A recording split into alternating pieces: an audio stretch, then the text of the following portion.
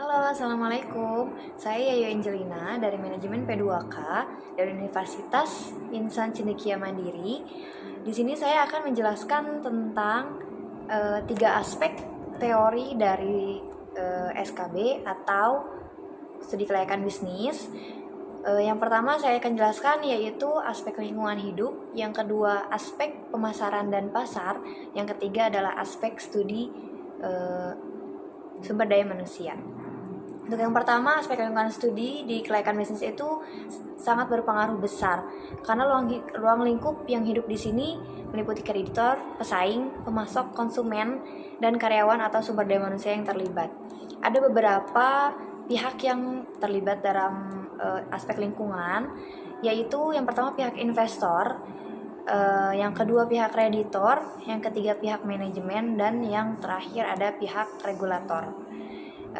Untuk empat pihak tersebut sangat berhubungan dengan aspek lingkungan dalam studi kelayakan bisnis. Jika tidak ada empat atau satu bahkan dari empat aspek tersebut, itu akan mempengaruhi berjalannya program lingkungan dalam studi kelayakan bisnis. Untuk tujuan aspek lingkungan dalam SKB itu adalah ya, untuk menganalisa kondisi lingkungan operasional, industri dan ekonomi, untuk menganalisa beberapa besar dampak dan pengaruh lingkungan terhadap bisnis, begitu juga sebaliknya. Terakhir, untuk menganalisa upaya agar dapat meminimalisir resiko dan dampak negatif yang mungkin terjadi.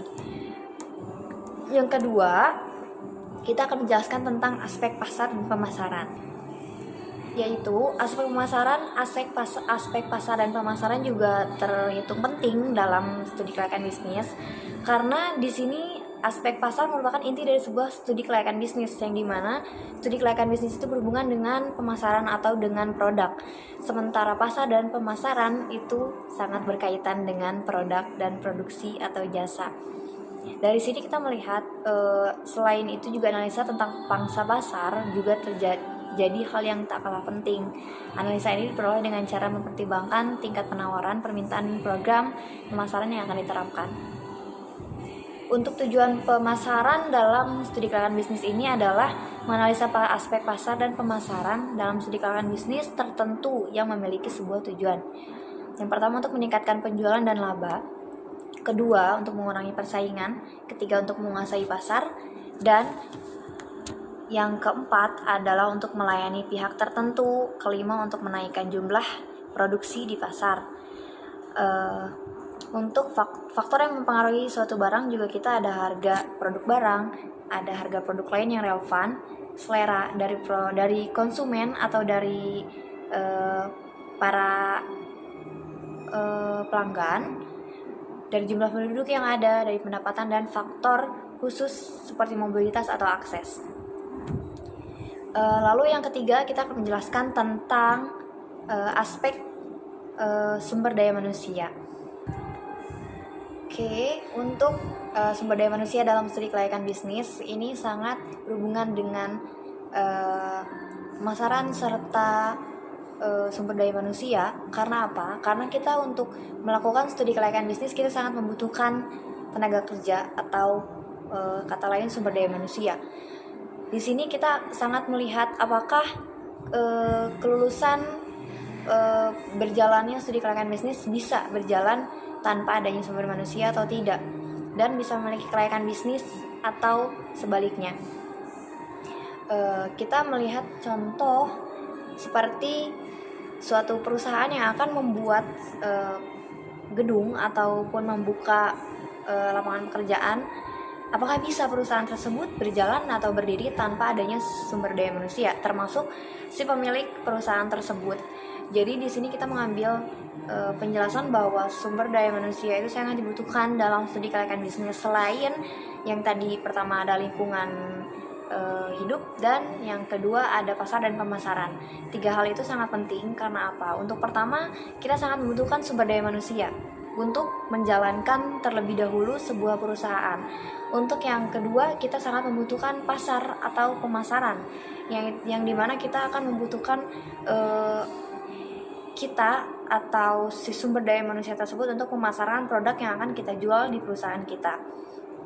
Lalu kita juga membutuhkan lingkungan yang dimana kita akan memanfaatkan beberapa geografis atau beberapa tempat untuk kita bisa memasarkan dan memperkenalkan, ataupun kita bisa menambahkan sumber daya manusia supaya kita lebih bisa mencakup lebih besar lagi, lebih luas lagi lingkungan dan memasarkan produk dengan sebaik-baiknya.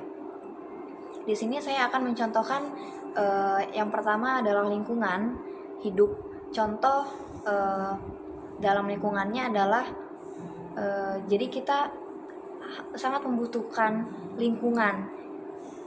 Tanpa pasar dan pemasaran pun kita sudah membutuhkan lingkungan untuk membuat atau membangun suatu perusahaan atau gedung atau apapun untuk kita membuka usaha. Pertama kita harus memiliki tempat atau lingkungan. Kita harus mencari letak yang sangat geografis. Kita harus bisa mengatur strategi di manakah tempat yang cocok untuk kita mempasarkan produk ini, karena tidak semua produk bisa kita pasarkan di sembarang lokasi atau geografis. Karena lingkungan dan produk yang tidak sinkron itu tidak akan bisa berjalan baik saat kita pemasarannya, karena kita akan melihat target pasar. Yang kedua, kita akan membahas contoh teori dari pasar dan pemasaran. Pasar dan pemasaran kita sangat butuh pasar, area pasar kita sangat butuh. Pasar bukan berarti pasar yang hanya tempat menjual makanan atau minuman yang biasa kita datangi atau sama dengan supermarket.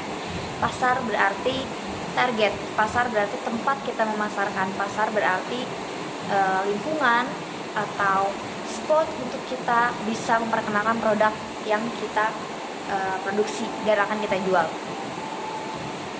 Contoh, kita sudah memiliki lingkungan, kita butuh tempat, spot yang lebih spesifik untuk bisa memperkenalkan bahwa ini loh produk kita.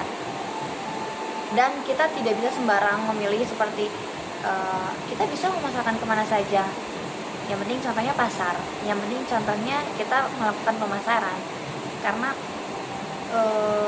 teknik untuk memilih di mana kita akan memasarkan dan siapa yang akan menjadi target pemasaran kita itu sangat harus dipertimbangkan, karena kita harus melihat apakah produk yang kita pasarkan ini cocok dengan usia tersebut, cocok dengan kalangan tersebut, cocok dengan lingkungan tersebut atau tidak. Yang ketiga, kita akan mencontohkan teori dari sumber daya manusia.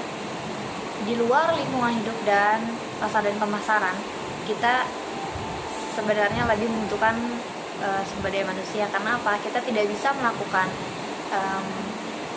pemasaran di sebuah lingkungan tanpa adanya sumber daya manusia.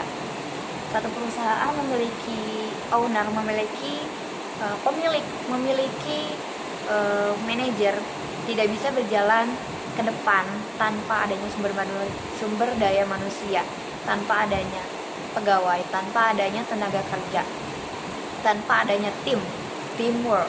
Kita sangat membutuhkan sumber daya manusia untuk pemasaran, untuk melakukan promosi, untuk melakukan pengenalan terhadap konsumen atau pelanggan. Kita tidak bisa mencari dengan tepat di mana lokasi yang bisa cocok untuk pemasaran produk kita tanpa adanya bantuan dari tim, tanpa adanya bantuan dari tenaga kerja kita.